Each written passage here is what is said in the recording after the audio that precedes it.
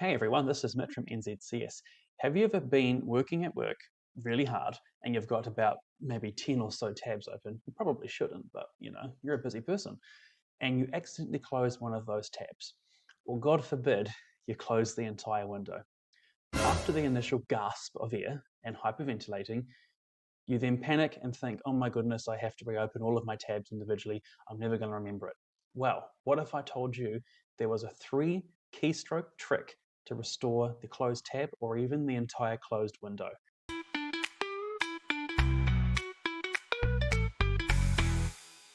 Let's take a look.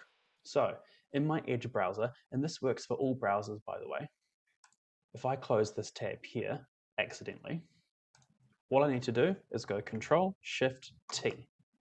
Control-Shift-T restores the current tab, and as I said before, will even restore the entire window. So let's accidentally close this whole window.